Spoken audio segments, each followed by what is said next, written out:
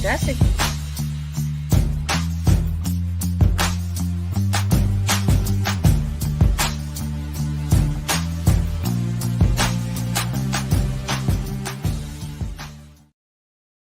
And we're back here once again with another episode of the MSK show. And this is going to be episode 32. And I will be having a conversation with Miss Jana S. Brown.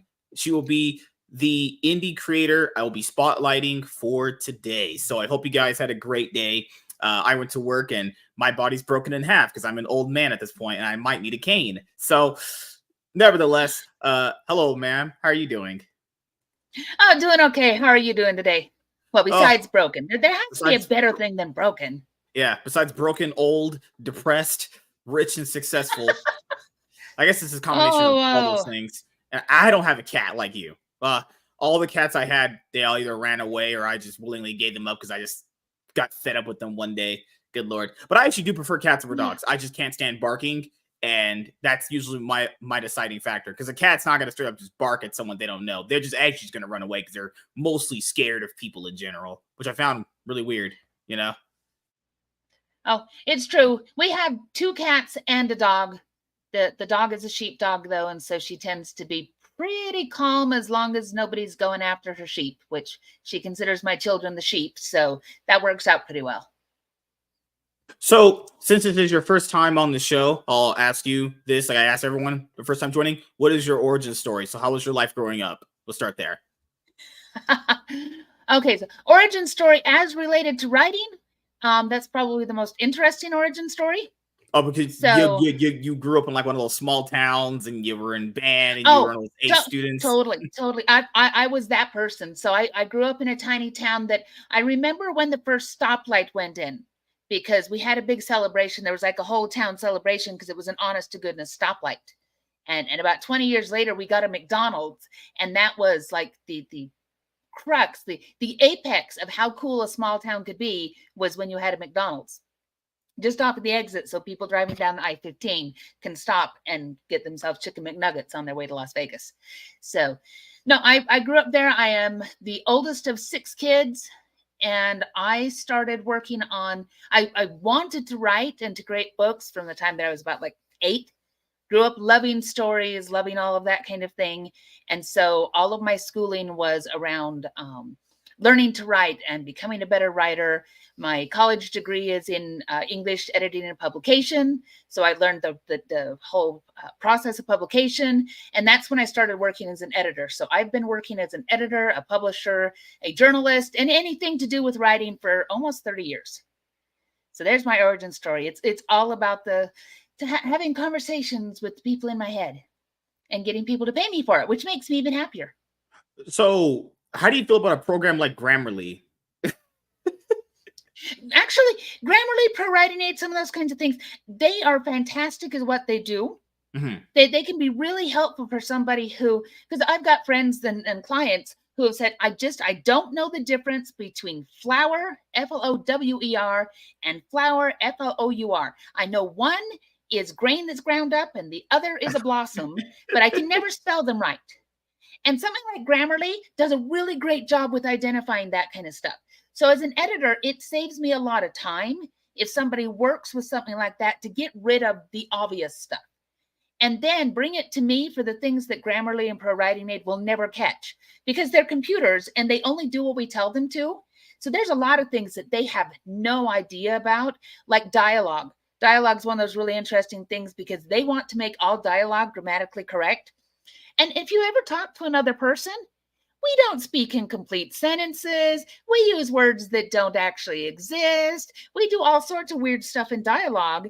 And Grammarly wants to fix that to be standard. It's like, but people don't talk that way. So a human editor is still great for, we help you to keep the voice. We help you to keep the dialogue straight. We also help you to know things like, so this is one of my funniest ones, is somebody ran a romance book through Grammarly, and by the time it had finished correcting everything in the sex scene, it was no longer physically possible. Because we're reading through this scene and going, you know, that's not how it works. Computers don't So, know. so basically, Grammarly took the fun out of sex. That's crazy. Oh yeah. Oh yeah. It took all the fun out of it. It took all the emotion out of it. We're reading it going, there are more hands than what we can account for between two people. And it got really, really weird. So there are certain things, the human editor, it's always a better way to go. This is something that I generally ask people. Most of the time I have indie creators on. You would consider yourself an indie creator, right? Absolutely. Yep, I self-publish. I have 20 books out under 3 different pen names, You have and 20 then I books. help other people self-publish. Holy So I've crap. worked on about 600 books in the last 10 years, and then a lot of magazines. I worked for games companies, so I used to do reviews for things like Sam and Max and all these other indie games, and they'd send me the games and I get to play them, and then I got to do write-ups that said, this is what I thought about it, this is what was good, what was bad, approximate age groups that might like this. So I've done all of that kind of stuff. And yeah, I'm an old school nerd, first edition Dungeons and Dragons, and then I write about all the stuff that I do. Okay, so before we get back into writing, there was a recent Dungeons and Dragons movie that came out, and the interviews would usually lead you to believe there was going to be some funny business, but everyone that I've talked to that loves D&D said it really wasn't that bad, and they actually really enjoyed it. So, did you actually watch the D&D movie? Did you like it? Oh, absolutely. The latest one, Chris Pine, is probably one of the best D&D movies they've ever done, because with some of the other D&D movies, you could tell that they were laughing at the nerds, and with this one, they are laughing with us. So we're reading things, we're watching the show, and we're going, yep, totally been there. We've seen that happen. The giant fat dragon, that's from AD&D 2nd edition, fought it, been there, seen it already. So it's this inside joke where it felt like for once they were playing with us and the screenplay was meant to delight us, instead of saying, well, look at all the things that only nerds would understand, aren't they outcasts? So I absolutely loved it. It was a great movie. Okay. It's because you know how it's not going to win awards. It's not going to get an Oscar, but God, it was fun. That's one of the dumb things that nerds fight over, as what I've realized, that throughout the years I just don't care about, is like the awards. When a movie wins an award, I told you this, I don't need my favorite movies to win an award to prove that they're good to me, because I'm not winning the award. It's literally just meaningless validation, because award shows are rigged anyway. Like the Grammys, the Emmys, the Oscars. I remember like a few years ago, didn't Tom Cruise get in his truck and load up all his Golden Globes and send them back to the Academy? Yeah, it's one of like the most biggest actors out there. Yeah. He could have probably made more money selling them on eBay than giving them back, but to be fair, he's filthy rich millionaire, so it doesn't matter to him when you have a lot of money. If you have like a lot of money in your bank account, was probably $1 million. Pretty sure you don't care about anything else after that, probably. Probably not. Laughing all the way to the bank. So the usual stuff I usually ask most writers will be laid on the road, but I'll ask you this stuff first because you actually a little bit different. You publish books, so you know how you have the thing called the New York Times bestseller. I'm pretty sure that angers you, because I know it angers a lot of people, because it's mostly like a scam. Do you believe it's a scam generally? Oh yeah. Well, they actually came out and did an editorial document on it about 15 years ago, where they said it's a list of what their editors happen to think is the best. So even though they will take into account things like sales and public reaction, they don't have to. It's an editorial list based on what their editors think are the best, slightly modified by sales. So really, you can't. You can game the system by trying to sell a lot or this, that, and the other, but it comes down to whether or not the editor likes you, whether they like your genre, which is why a lot of science fiction and fantasy and that kind of stuff really struggles to make the list. It makes the list when they absolutely can't deny it, because if Brandon Sanderson is selling 500,000 copies the first week, they really have to put it on the list or it looks even stupider. But there's a lot of people that numbers-wise should have made the list and they didn't, and when they complain, they're told it's an editorial list. So, and the thing is, most readers don't care. Readers want a really great story. And they're going to go to their friends. They're going to go to reviews. They're going to go to lots of other things. And they might look at the New York Times list, but most readers, they're going to go to somebody else who they trust a little bit more than some newspaper in New York that may or may not know. Yeah, that's kind of what I've always factored it into because you all have people that'll be on like Twitter that'll be like, I'm a New York Times bestseller, and well, it's like one of those accolades where if like everyone else has it, then it's like, what kind of special meaning does it has? It's one of those things where like you're kind of just made it's a lot more given out. So where's the novelty on it? Where's the specialty? And people don't even understand how most bookstores work. So like your book could be a New York Times bestseller, and that bookstore could order like 100 copies of your book, and that book could only sell like 5 books on a shelf, but then they have like 80 copies of it in a box somewhere in their back. Oh, they send it back. So that's the interesting thing about that is that with most traditional publishers, the bookstores actually have a returns process set up with them. Ooh. So if they don't sell all those books, they sell them back to the publisher at the publisher's cost, which is why you'll find things remaindered, or you'll find warnings that say if the cover's been ripped off this book, it was remaindered, the publisher had to pay for it to be returned, and then often it's not worth the shipping to actually send the books back, so they rip the front covers off so they can get the counts, and then they pulp the books. So there's a huge returns thing that has always been kind of a weird thing in the industry, and it gets in trouble with indies. It's why we can't get into a lot of bookstores, is because I don't have deep enough pockets to say if you order 100 and send me back 90 of them and charge me for the shipping to send them back and for the fact they didn't sell, I'll die. So that's why you don't see a lot of indie books out there, because we can get charged thousands of dollars on returns. Yeah. So yeah, the whole thing, it's a total scam as far as saying, oh yeah, here's this huge thing, because the bookstore is going to send 95% of those back. Anything that doesn't sell goes back. The other thing that average people don't understand is that like the way something is progressed onto them as far as the sale goes is different from like something actually being bought and paid for. Like recently we had Absolute Batman come out as a comic book, and people saw that fantastic. It said it was the number one. It was sold out everywhere. But what that means in comic books, and I imagine it works in book sales too, it means sold out amongst like shop owners that actually bought it, not people walking in and physically buying the copy. So even that itself is misleading, because that means they're trying to trick the market and saying, oh my God, this book is scarce now, it's all sold out. When in reality, it's not sold out at all. That they bought it out based on speculation that they were going to sell it all out because it's Batman. So I'd imagine that works for like traditional publishers too. It's a weird thing where people think you go into that bookstore and you buy a book and that publisher just gets your money. It's like, I don't think it works that way. No, it's all kind of that same thing. So it's all those levels of how numbers are represented. They always said that, if you want to, so English majors are really interesting because we can convince you of anything as long as we can back it up. So I can tell you that the sky is red as long as I can give you enough evidence that shows in an English argument that it's true. And I can say that because the blue is all about refraction of light and it's all about angles. So I could actually write you a document that says the sky is red and I can prove it. Statistics works the same way. And so when you're looking at the math and statistics of how do you get onto a list, how do you do this, that, and the other? Well, statistics is the English of mathematics, where it does the same thing. And it says, well, again, so many of these have been bought over here. And so we can say statistically we're sold out, even though we're only sold out given this certain set of parameters. So it's really funny what they do with the way that people think.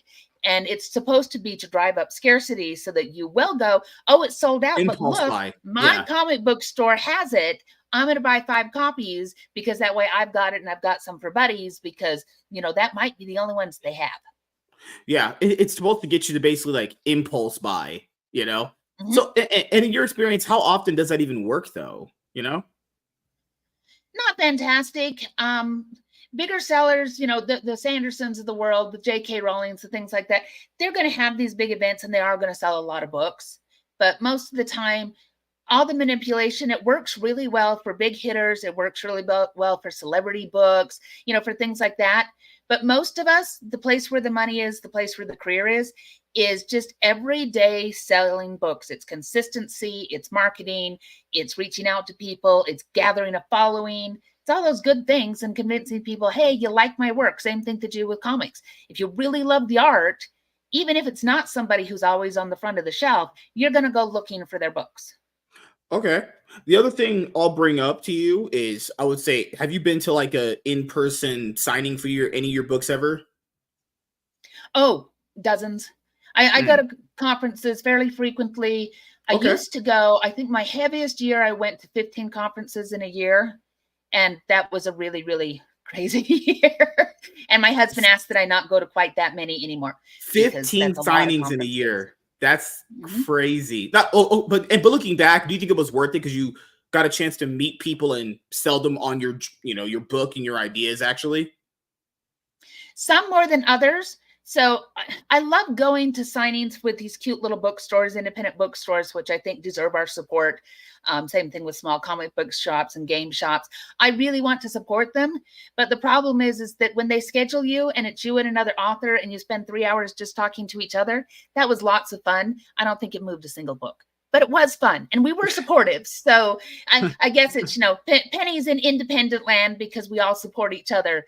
But some of those I have to think about twice now because it's like, do I have the 3 hours if we're not going to get anybody because all they've done is walk-ins? So it's learning which events are going to be most effective because I've also had events. I did a craft show of all the funny things and we were selling book bundles.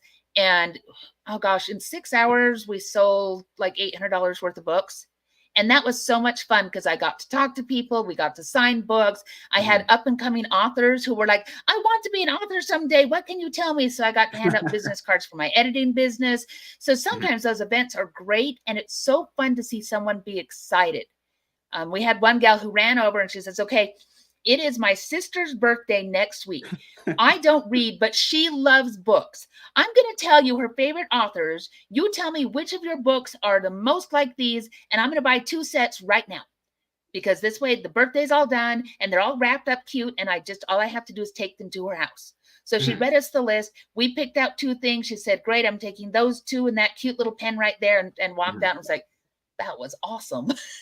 So I do like in-person events because you get those moments. You get to talk to people. You get to see them look at your books and your products and go, this is awesome. So I don't do them all the time because they are also, they can be really trying. It's a lot of hours on your feet. It's a lot of talking. And sometimes you don't make the sales that you want to, but really honing in on which ones work best for you, that can be such a pleasure. Because you've been doing this, you said, for a long time, learning all the processes. Since you've been writing books, you ever have those moments that you feel like back in the day you couldn't do it? Like what you were doing didn't matter, wasn't going to mean anything. How did you get past those humps, like those down moments where you're like, you know what, I got to push through this if I want to be successful in this, honestly? You never get entirely over that. Imposter syndrome is always a thing, I think, for all creatives. Well, even somebody like Meryl Streep, has a quote saying that, one day when I'm getting up to get these awards, I sit there and go, is it me they really want to see? Do they not have any idea that I have no idea what I'm doing?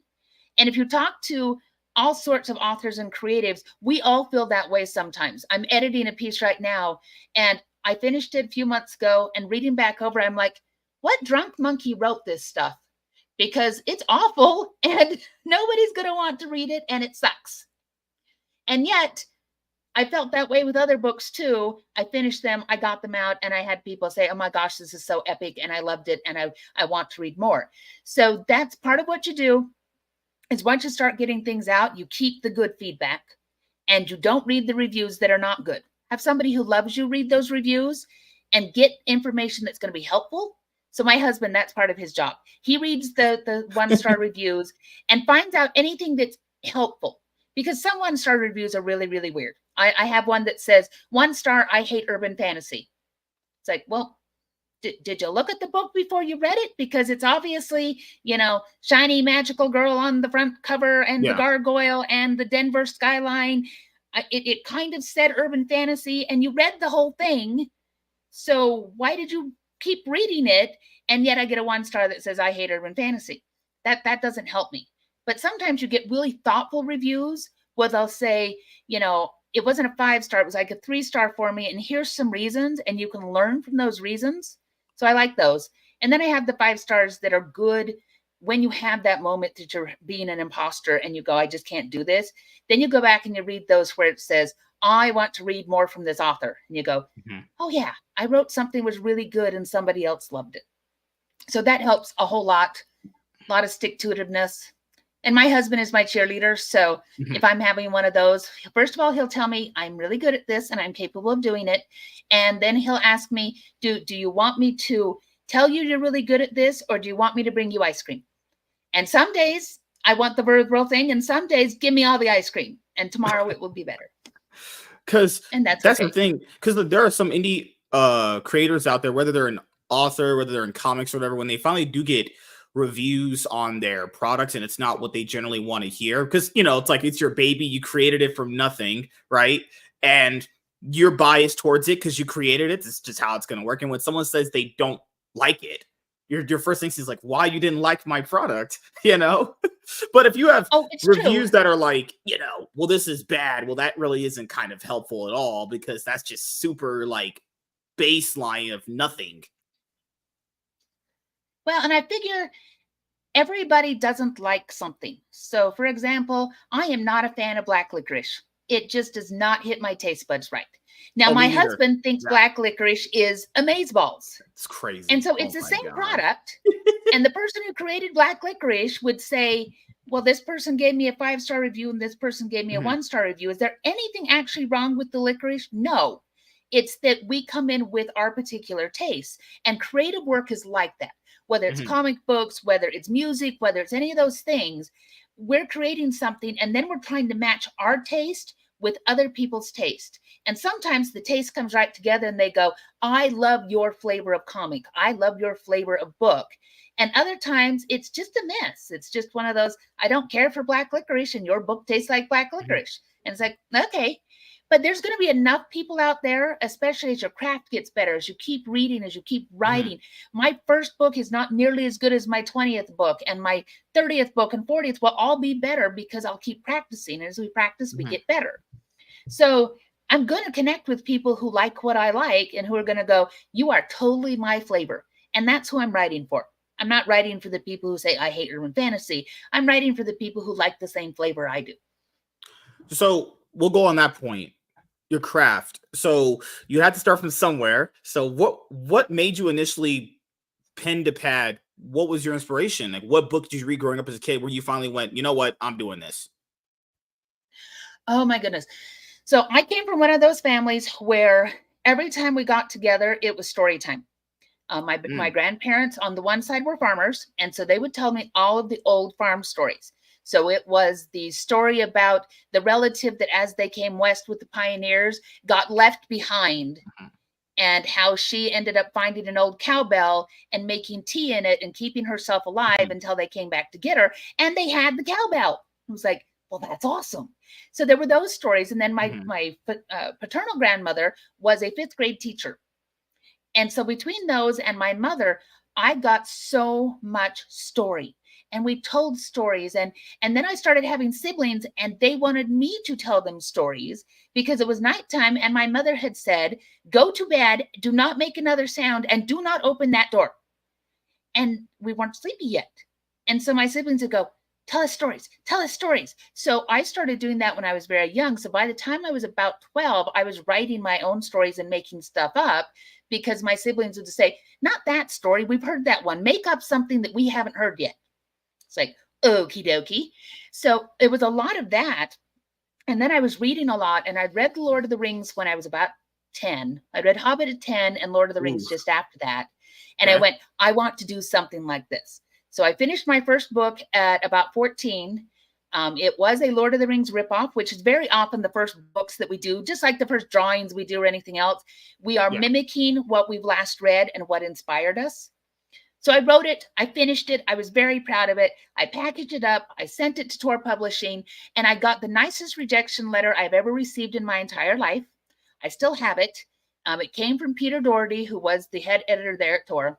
And he wrote back and told me that this was a very, very nice attempt, that it was obvious that I had been inspired by the greats, which was his delicate way of saying, you're really close to plagiarism here, kid, because we don't realize at that point that almost copying things is a problem. You have talent, you keep writing, and when you are a little bit older and you've written some more books, send them in to me again. And it was the most beautiful letter of encouragement to a 14-year-old. And at that point, it was, this is what I want. Now, I also after I graduated from school, I was a software quality assurance engineer for years because computers make money lots faster than writing does. When you're first getting writing off the ground, it takes a while. So it's good to have a backup plan. So my backup plan was quality assurance because I could use technical writing in that and could use the other side of writing. And then as the fiction and the editing grew, that could become my primary job. So after that, what was the book that you think where you actually got it all together? The one you would look back and go like, this is my best quality work. Maybe not best quality, but the first one that I was ready to send out to the public is it's a science fiction Western romance. And this is the first full novel because I published before then. I worked as a journalist for the Deseret News. And so I had hundreds of articles with them. I'd done web things. I'd done lots and lots of nonfiction. And I'd done some magazine work, so short stories. But the first full novel that I said, I'm indie publishing this. This is going to go out there and be a thing. Was called Desert Rains. And it is a science fiction Western. So it was Firefly with more kissing because I had to put more romance in there. And I still love that book to this day. One day I'm going to write the sequel, which is the other siblings romance story. But that was the one that I went, yeah, this is going out there. It was really well received. I can put more books out and I can make a career out of this instead of a hobby. So that's where that one started. And then from there, it's been lots and lots of books. So I write science fiction and fantasy under one pen name. I write romances under another pen name. And then I write nonfiction and cookbooks under the Jana S. Brown name. Cookbooks? Oh my goodness. You can make food? Oh my goodness. Oh, yeah. God. Oh, yes. You're the wife in the kitchen? My mother's a food scientist. I love cooking. Cooking is so inspirational. It's the same, scratching that same itch. You magically put a bunch of ingredients together, and when it comes out, it's delicious. And sometimes it's not delicious, but most of the time it comes out and it tastes good. Well, like you said, it will be delicious. I mean, to be fair, if you give it to a homeless person, they're going to find anything delicious, actually. Yeah, so it depends on the taste, but I love to cook. Absolutely adore cooking, and my mother does too. And so we've done 2 cookbooks together, and we're working on a third one. She used to be a college professor, so we're taking all of the recipes from the college professor days and putting it together so that she can put it out and have it be, this is Professor Stocks's recipes, all from that 101 days, and they're all those tried and true recipes that any college student can do. And we really tested that because some of her students came in and she's like, let's start with measuring cups. Do we know what these are? And they're like, no. What about boiling water? Have you tried that? No, we're just really good with the microwave. Okay, well, we're going to help you with that. So was marketing cookbooks differently than marketing novels, I imagine? Yes and no, because at the end of the day, you're still looking for who's your target audience. And so when I'm marketing the cookbooks, the target audience that I'm going to put that towards is people who like food. So I'm going to, you can run Amazon ads in exactly the same way you do for a fiction novel, but instead of targeting people who like swords and sorcery and killing stuff, I'm going to target people who like classic recipes, people who like Western cooking, people who like traditional cooking, people who like candy making, all of those kinds of things. And the cookbooks do really quite well. Well, now it's time for the part where I always ask this for indie creators, the fun stuff. Okay, so these are always usually the same, but everyone's answers are always going to vary and be different. The first one I always ask, is this is the most important one. The most important one is, because you're a creator and you've been creating a lot of stuff, but the biggest problem with when you create stuff is getting people interested in your stuff. Creating is mostly sometimes the easier part because, marketing it and getting someone actually interested in it is hard. How do you get people interested in your work? The best way that I have to do that is to work with other creators. So I do promotions, so joint promotions. There's one actually coming up this next weekend that is a Stuff Your Kindle with Fantasy Day. And there's 400 of us who have all got books that we're putting together. And then all 400 of us are reaching out to our own audiences to say, come to this page and you can download for free all 400 of these books. So there's that whole taste thing. If they like fantasy and they come to this page, they're going to find something there that they love. And hopefully it's going to be my stuff, which is going to grow my market. So I'm going to bring my readers to everybody else. They're going to bring their readers in. And every time I do a promotion like that, I usually move, I think the last one I moved 5,000 books or so. And those are the free copies, but then you see the read through as they read the other things in the series, as they get on your newsletter, all that kind of thing. So the best thing I know of is to work with other creators. So being on podcasts like this, being on Blasters and Blades has been really, really good. Those things where you get out there to people who are like you, who love the things that you love, and who will probably have a connection to your work. That's the best way I know how to do it. Paid ads work. There is a pay to play in our world, but I try to put that second after making those relationships, because I think the relationships between people, between creators, between our fans and our market, I think that's the place where the very best connections are. Because if I can make a fan who stays with me for the rest of their life, that is the best thing for me versus somebody who clicks on an ad once and goes, not really for me. I want those super fans who are going to stick with me, and I can get there by putting that work out, putting that love into it, and then bringing them back in and saying, I want you to be my people. The next one is, how do you go about creating characters? Let's start with a protagonist. What is your process for creating a protagonist for your story? Whether it be male, female, whatever people choose to swing by these days, honestly, I guess. So my thing is that I have a chronic case of what I call ideafariosis, which means I can come up with a new set of characters, a new set of ideas at the drop of the hat.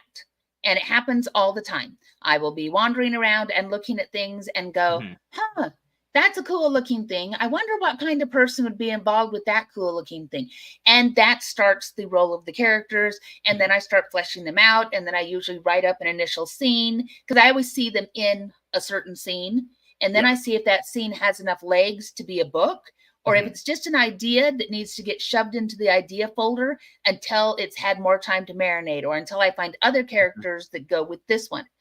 So like in my book, Fallen Stone, I came up with the lead character there because I had been visiting downtown Denver and looking at skyscrapers there, because I was there for another conference. And I wandered around looking at things and looking up and going, that'd be a long way to fall. But it wouldn't be cool if somebody was kind of rappelling down the side and doing things. And this ended up turning into this picture of this thief who was rappelling down the side of one of these buildings and breaking into it from there, Mission Impossible style. And then as I thought about it, it's like, well, what would be unique about her? And you find out that, she's a business espionage thief. So she robs from other businesses and gives stuff back and forth. And then it comes to find out that she used to have wings. And so she likes this whole rappelling down buildings and doing things like that, because it kind of feels like flying. So it's all questions that as I figure out one thing, then I come up with another question. So why is she there? What is it that she wants? And once she's there, well, who's going to try to stop her? And that's when I found out that this whole building was owned by a gargoyle. And so it's like, all righty then. So that's where we're going with this. And then I'll write those things down, because otherwise my brain gets very, very full and stuff gets pushed out and then I forget it. So then I start writing those things down, and then that comes together, and then I'll stop and do a really high level plot. I am not Brandon Sanderson. I cannot plot things out to that degree, but I'll plot it out so I know the beginning, I know the end, and I know some of the important parts along the way. And then we start taking that trip. Yeah, people got to factor in is that middle part that always gets people. And people know how to start something, kind of know how to end it, but it's that middle part that's always the actual journey you get through, So it's true. Oh, sorry, my bad. Go ahead. Go. You're good. Oh, sorry, it's fine. When I plot, it's like driving to grandma's house. Yeah. So I know that I'm starting at home, and I know that I'm going to grandma's house. Now, we've made this journey to grandma's house several times, just like I've written lots of books. So I know that on the journey to grandma's house, we have to stop at my husband's very favorite place to get a soda, because if he does not have a soda before we start driving, that's just going to put everything in trouble. That's kind of your inciting incident. So we have to stop and get the soda. And then we know that there's a place that has a really, really great bathroom that's about another 45 minutes on, and my child has a bladder the size of a lentil. So we're going to have to stop there. Then there's another place that has the world's biggest rocking chair. And we always stop there and get a picture of my kids in the world's biggest rocking chair. I've got pictures from when she was tiny, and every year we see her growing in the world's biggest rocking chair. So we have those points. And I do the same thing with my plots, where I'll say, I know beginning, here's the inciting incident. And here's, as I think about it, some key scenes that have to happen, including the climax and including the end. And then I start writing, and I can wander between those things, but I always have something to come back to and to direct myself at, so I don't end up going clear off into the weeds and not being able to get my story back on track. The other thing I'll ask is villains, because as you know, as a writer, every good hero needs a good villain to progress, actually. How do you go about creating your villain characters for any of your book series? Well, it's that old thing about every villain thinks he's the hero of his own story. Yeah. So I think they have to be motivated, and they have to believe in what they're doing for one reason or another. And so you have to look at it and go, well, what is it that they think that they're doing, and why do they think that it's laudable? And how does that then put them in conflict with your protagonist? And so I'm always looking to build villains that have that depth to them, that like St. Clair, who's in the Fallen Stone book, he really thinks that what they're doing is going to be better for the world. He thinks that the lesser fae are garbage, and that using them in the ways that he's using them is not wrong, that they are just a resource, and he doesn't understand what everybody is so upset about, because you just use resources. It's not like they're thinking or feeling or anything. And so he thinks what he's doing is totally justified. And that keeps running him into misery, who doesn't think that that's justified whatsoever. You can't use living, breathing beings to create, they're using them to create makeup products and to very literally give you the magic so that you don't age, your skin doesn't age and all that kind of thing. And isn't that, something that you should want to do? And she's like, no, it's immoral. And he doesn't see it that way, because they're just, lesser fae, they're pixies and stuff. You squash those all the time. It's not a big deal. So that's the thing, is finding that place where they conflict, because he thinks that what he's doing is fine, and she thinks that what he's doing is utterly not fine. So what would be, you think, the best villain you've created for your book so far? If you could just pick one. Oh gosh, that's hard. That's like asking me to pick, my favorite flower, because they're all so different. Yeah, my favorite kid. They're all so different. I do like St. Clair, because he really does feel like he's justified. He's serving a greater cause. So he's a lot of fun. The Lich in the War of the Lich story has a very tragic backstory, where bad things happened and people failed him. And that put him on the path that he ended up on. Now, it's his own dumb fault that he didn't turn away from that. He had opportunities, and he blames other people where he really could have changed. But it started as he loved somebody so much that he was willing to go too far. And so I find his situation kind of tragic, because he's become this ultimate kind of evil, but he started it in the pursuit of a broken heart. And so it's like, oh, you almost could have been redeemed, but you pushed it too far. You had good reasons in the beginning, and then you crossed a line and you can't come back. The other thing I'll ask is supporting cast. How do you go about creating your supporting cast for your book? Because, everyone's going to want a nice supporting character for their main hero, because just having the main hero talk and monologue the whole book is probably going to be pretty boring to most people.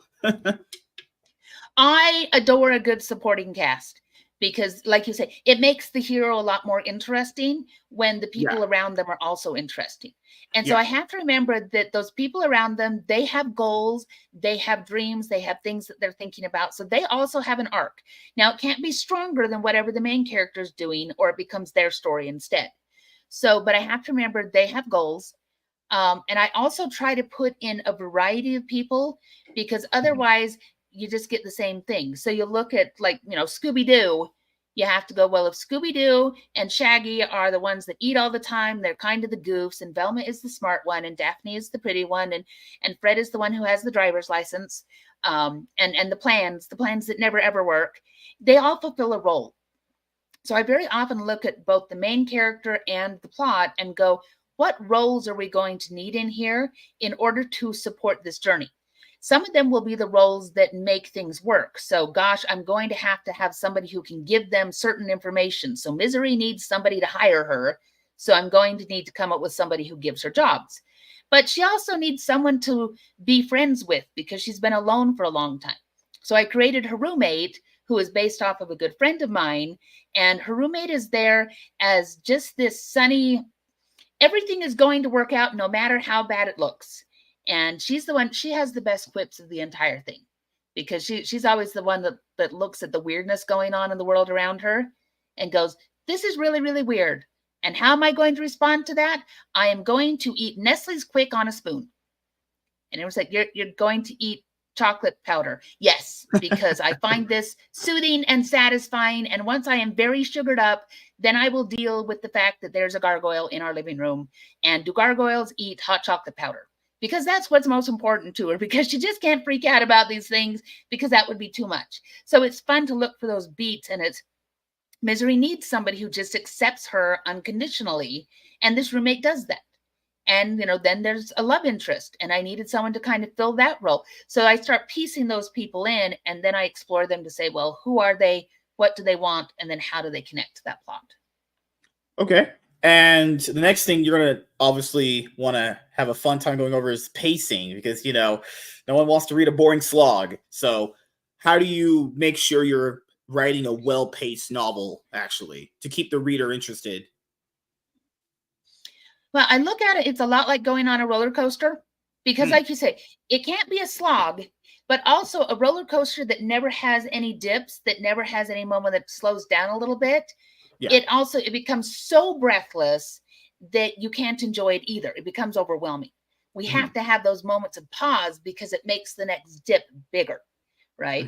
And so I look for those moments, because if I'm reading it and I feel tired, then I'm obviously going too fast. And if I'm reading it and I feel bored, then I actually need another beat in there. So I work with try-fail cycles. So they try something, that doesn't work. They try something else, that doesn't work. They try something here, and that mostly works. So I'll go with cycles like that.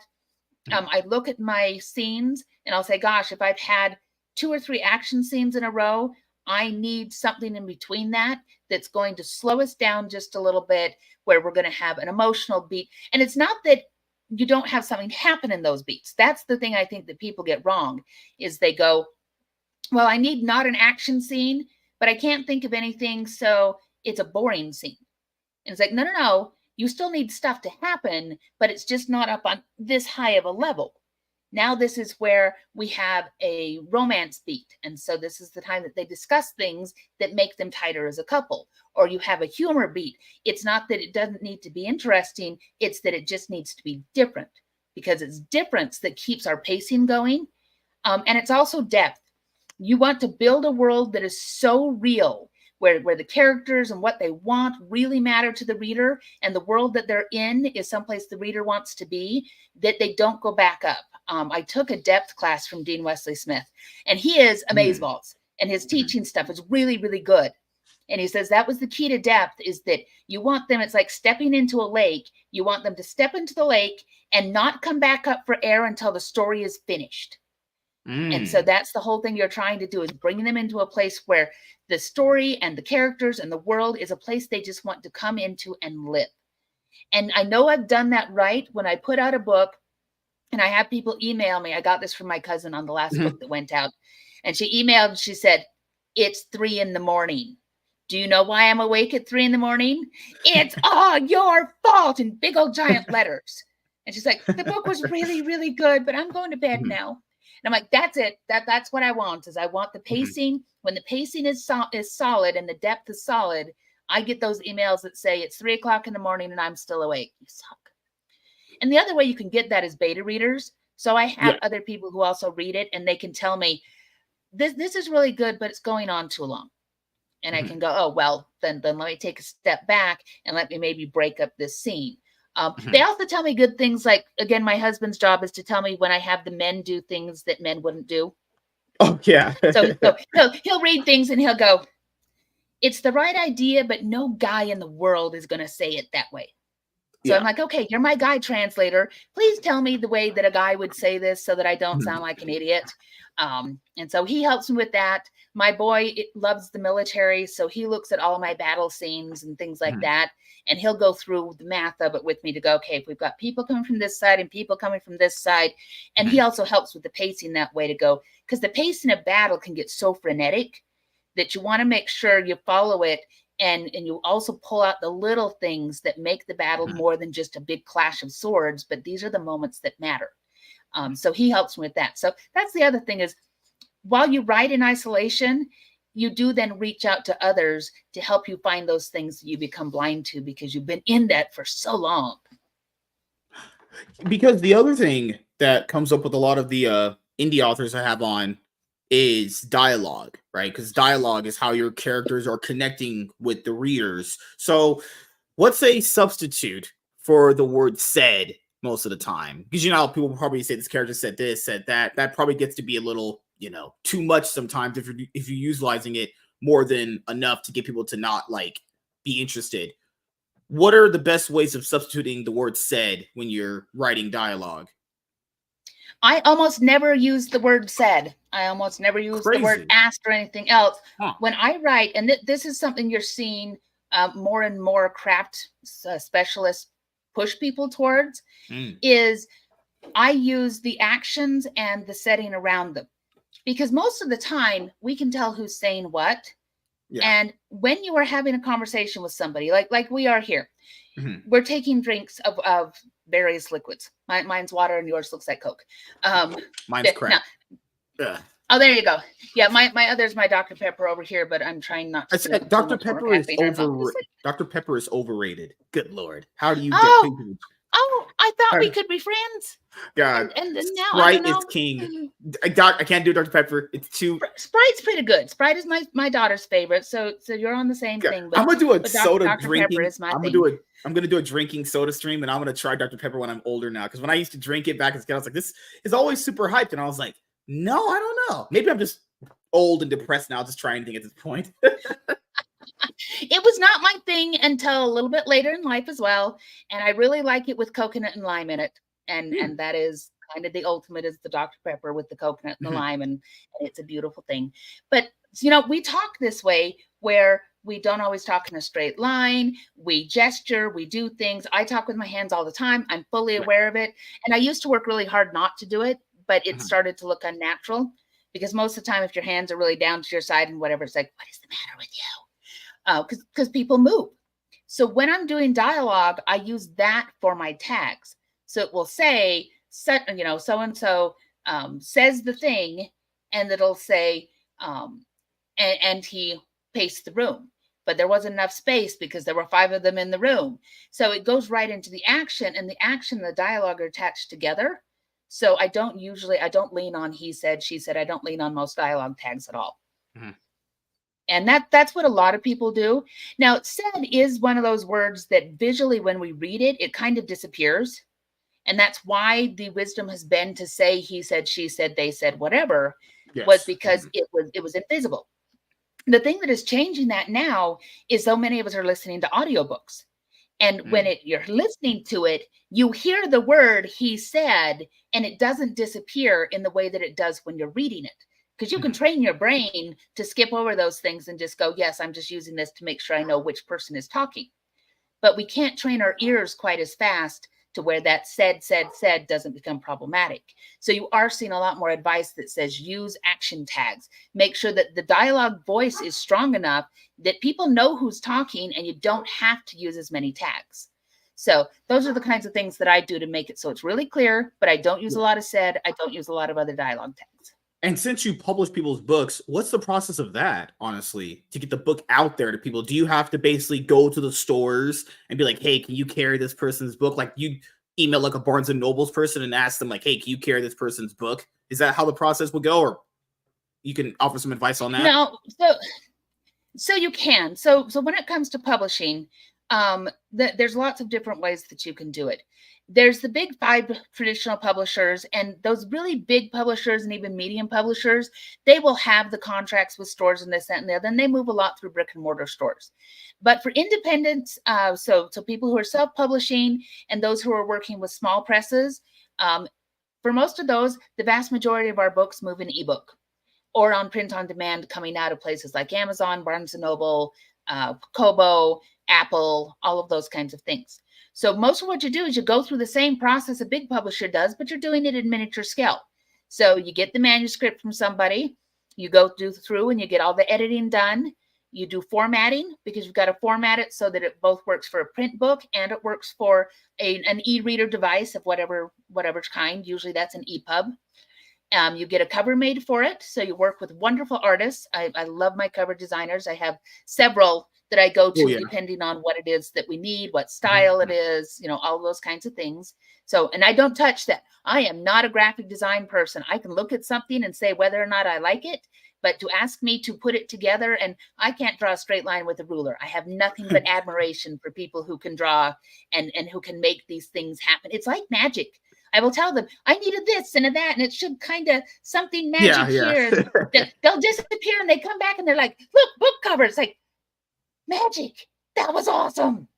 Yeah. So and that, I love that. Yeah. Good.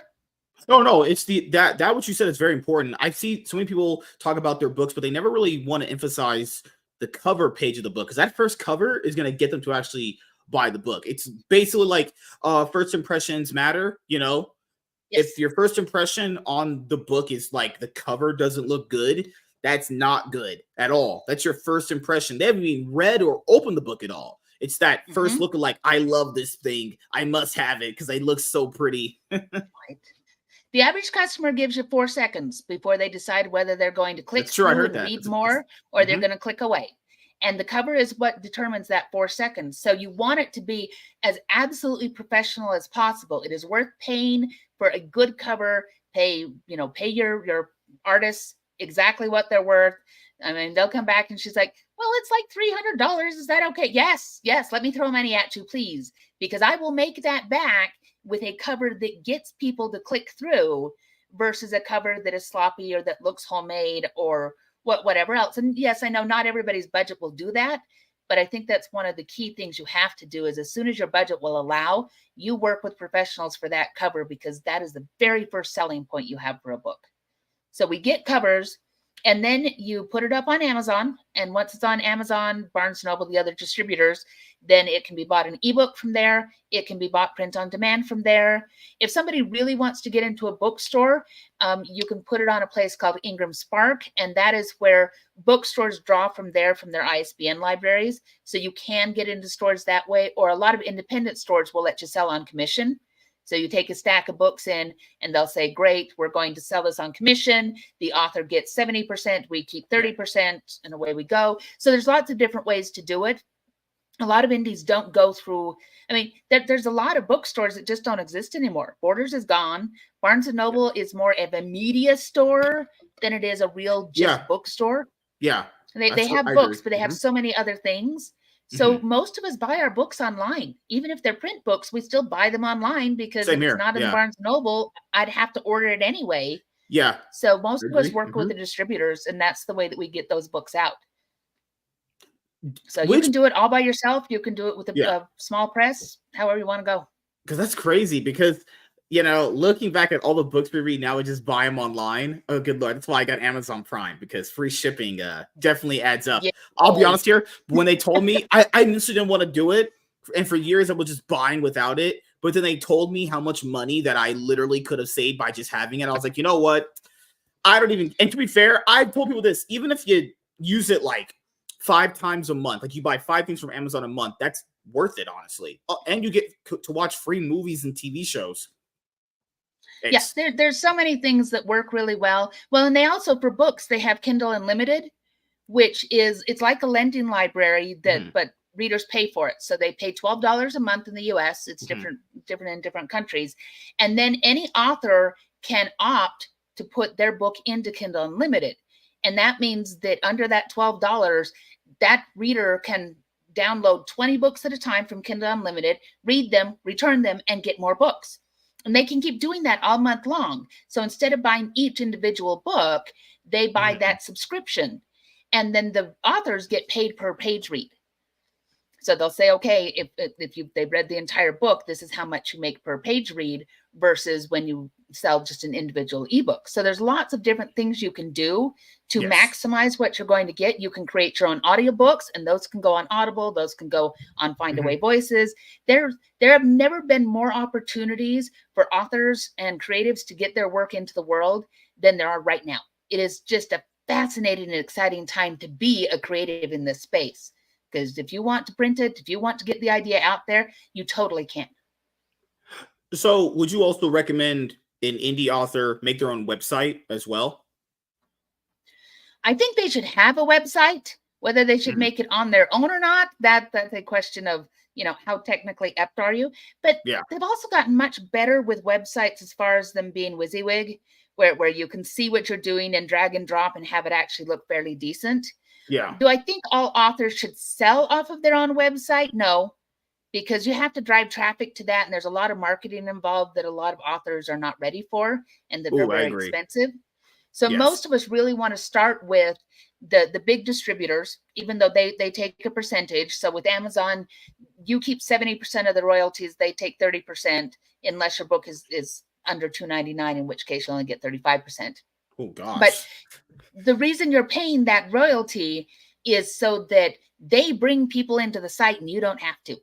So in that case, an author's need for their website is to drive people to Amazon. It's to say, I exist, I'm an author, here are my books, here's how you get on my newsletter. But that's a really simple website. And then you actually drive your sales off of the distributors who are set up to do that. They can take credit cards, they can do all those things, and you don't have to. Then as you grow as an indie author, you can look into would direct sales and opening up my own store and all that kind of stuff. Does that become advantageous for me?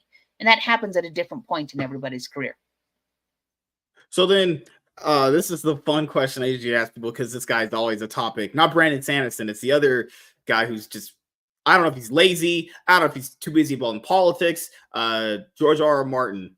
He just will never finish that book. I told people before, I never read these books. I've only watched one episode of Game of Thrones, was the first episode, and I was like, this is not for me, because I'm not the medieval fantasy kind of guy. But I find it fascinating that this fat piece of shit has all these fans waiting on his book, and he just doesn't finish it. I think personally it's done, but he knows it's not as good as he used to be, because there's no way he has been doing, because you even said yourself, like when you would get off work, you would just go and write. There's no way someone that successful does not have an itch to write. I can't even fathom that in my head.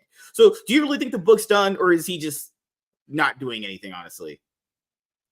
I think he has the problem of the shows were very successful, and the last season was based on some of his notes, but not on stuff that he had completed. So the showrunners filled in some guesses and put in some other stuff and put things out. And a lot of fans hated it. So now he's stuck with these books that he had kind of figured out what he wanted to do. And he feels stuck because if he finishes it and it's a lot like the show, he already knows a bunch of people will hate it. If he finishes it and it's nothing like the show, there's an entirely different group that's going to hate it. So no matter what he does, if he doesn't put it out, if it ends like the show, or if it doesn't end like the show, he's going to take a crap ton of fire. Oh, yeah. And I don't think he wants to.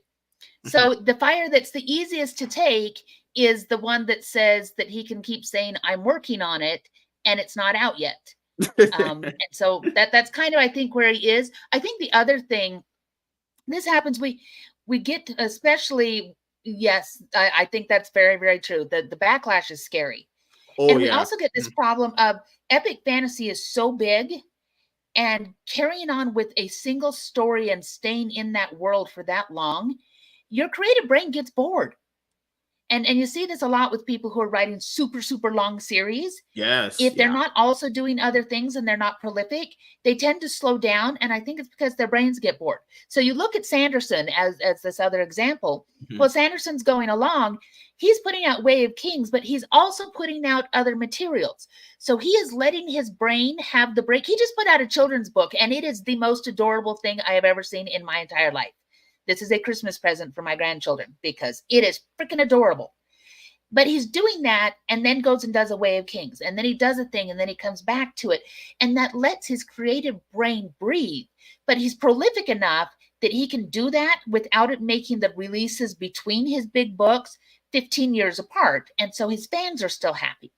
And George R.R. Martin isn't doing that. Neither is Patrick Rothfuss. You know, if we're going to point fingers at big fantasy names who are failing to get their last books out, it's that thing. They're afraid of backlash. I think they're bored of their own stories. Their writing is slow, and they just don't want to. And that's kind of sad because, you know, that's, you don't build a career that way, and your fans are upset.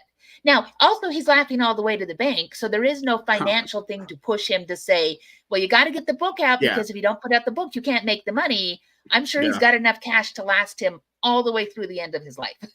Yeah, that's the thing too, is people gotta factor in he's so damn filthy rich that it doesn't matter if he finishes the series or not. That's the point. Because when Yeah. you get to that level, you're probably super controlled by people. They probably tell you what to say. You got all the sponsorships, but you can't have this wrong politic or we could take everything from you. He's someone where I think he's just super content with just like not doing anything anymore. Because he said I think he wrote that popular game, Elden Ring, or something about that video game. He's been doing game stuff. He did some stories that are prequels that he's really excited about that are coming out. And it's not that people don't want his other content, but they're upset that he's working on this other content when they really want the book they've been promised forever. And especially when you tell people it's coming and then they see you doing other things, whether it's fair or not, because people say, well, he's the artist. He doesn't have to do anything he doesn't want to do. And that's true. But there is kind of a contract that you enter into with readers, in my opinion, especially when you say it's going to be a series and this is kind of the time frame. You've entered into a contract with your readers, and you really want to fulfill that. And that's part of being a good artist, in my opinion, is to fulfill it, to make sure that they're also getting what they want out of it, and to be true to that. But not all artists feel that way, because sometimes it's a case of, well, if I don't want to write, then I'm not going to write, and you can't expect that out of me. So you kind of have to decide, where do you feel like your contract per se with the audience is. Yeah, that's another thing that I don't understand when most fans of authors would say that. I'll read some stuff and people be like, well, this person doesn't have to do anything they don't want to do. Well, then by that logic, then I don't have to buy their stuff anymore then. Can that not be a thing too? It's that's that thing totally where a thing. it's that thing where you just take things for granted. It's like, well, I feel like if you let people down like that for a long time, I would feel very bad. Honestly, it would just kill me inside to know that I just let something unfinished. I can't do it. I have to finish everything I start. Other than that, I'm like, once we're getting like, did I not finish this for a reason? It's just all these questions in the back of my head. So, yeah. The last few things I'll and ask there you. are groups of readers who will not buy his next book, no matter when it came out. If it came out tomorrow, they'd say, no, you have put this off for so long, and we feel mistreated by this, and so we're going to vote with our wallet, and we're going to say, nope, not going to happen. Also, he's made some interesting comments about politics that are just mind-blowingly stupid. But then again, he's so rich, I don't think he even understands what he's saying anymore. And the other thing he brought up recently, which was I think someone tried to do like an AI version finished of his final book, and he tried to sue those people for an AI finished written version of it. So apparently, also what I learned is even if he dies, no one else can finish it but him. Like, what is good? Okay, all right. Yep. What a crazy man. Good Lord. You have to think about it. What do you want for your estate if that happens? And for me, the answer would be, well, finish the book before you die then. Just get it done. And then you don't have to worry about whether or not your estate's going to have somebody else finish the book for you. And the last few things I'll ask you here, which is, do you have anything planned coming up in 2024 going into 2025? Oh, I always have stuff planned. So we've got November's coming up, and I'm not doing NaNoWriMo is kind of what November was about, with the trying to write 50,000 words in a month. I'm not associated specifically with Nano because they've had some political issues and other things that I don't want to touch. But I love that energy of a month where creators are really coming together and saying, let's feed off of each other's good energy. Let's get a lot written. So I'm working with friends where we'll have accountability groups and things like that to get stuff through. Because I have, so speaking of series that aren't finished, I have a series that I started in 2017, and I had to leave it alone for a while because I got cancer, and I spent a while trying not to die. And so that series got shelved while I was doing that. And now that I am back to the not dying, and I finished up the War of the Lich series, I'm going back to that core abandoned book, and I'm going to finish, hopefully by this time next year, everything in that series will be finished and out, and I can, my poor abandoned book. But see, I felt like I had a really good reason to stop working on that for a little while.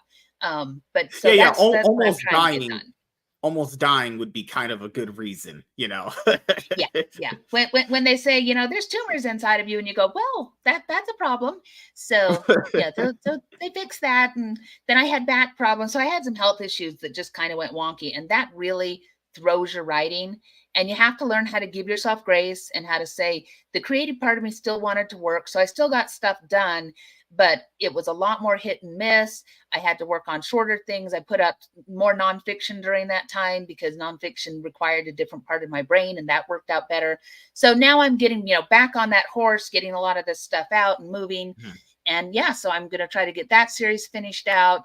I've got a new urban fantasy series that I want to get started. I have so many projects to work on. I will never be bored. Not ever, ever. Yeah. That's the thing is, I always tell people this, to not ever be depressed or sad or bored. Always keep your mind doing something. Always try to learn a new hobby, learn something during a day that you didn't know before. Just try a bunch of different stuff, not drugs. Everyone says, well, but how would you know? Okay, obviously not, but no. Yeah. Just try to always learn something new and keep your mind flowing with creative ideas that you maybe want to get into. The other last thing I'll ask you is, do you have any shout outs you want to give to anyone in particular, and any other closing thoughts or statements you want to bring up before we end the show? Oh, well, like I say, the reason that we met each other is because of Blasters and Blades. So if folks love your cast here, they should jump on over and check out the guys at Blasters and Blades. They are amazing. If you're looking for a good small publisher, Three Ravens is very, very good. I'm going to have a call for a new anthology probably up in the next couple of weeks over at opalkingdompress.com. So there will be a couple of new anthologies next year. That's part of publishing other people, is that anthologies are a great way to do that. Pull all those short stories together and you get to meet new authors and do cool things. So I've got some new open calls going out. And yeah, I love my author peeps. I have a great writing partner. Melissa McShane is my writing partner, and her husband is our plot whisperer. So his job is to help us find plot holes. My husband tells us when we say things that guys wouldn't say. So it's just such a lovely group, and I love that. I love the author community. I always would say to all, indie authors as well, try to get a part of like some Facebook groups. Those are always great ways of interacting with people. I have to join a few more to get more guests for the show, honestly, because, I love doing one-on-ones and I like talking to people and hearing about their creative stories and stuff like that. I'll be the guy to listen to everyone's stories. I'm going to remember them all. Yahoo! Probably not, but I will hear you out. I always will give someone an ear to talk to, because, it's always fun for an author to be like, I can tell this person my story. Is he listening? I think he is, because he's nodding. That's how it works. I always am listening. And he's having a good time. Well, for free content, who's going to deny free? So there's something to said about that. Oh, yeah. Oh, good Lord. Man, that would just go down another rabbit hole. But I'm glad you didn't die from cancer, because that's fucking stuck, actually. What a whole way to go out. That would have been bad. No, we didn't want to do that. It was great to, have you on for the first time, and it was great talking to you. Can't wait to have you on again after your other creative adventures and you write more stories, and you'll be more richer and popular than J.K. Rowling at one point, and then you'll just give me all your money. Yeah, no. Dang it, I have to send the kids to college first. Gosh. Thank you guys for checking out. Thank you guys for checking out this episode of the MSK Show. We will see you guys later.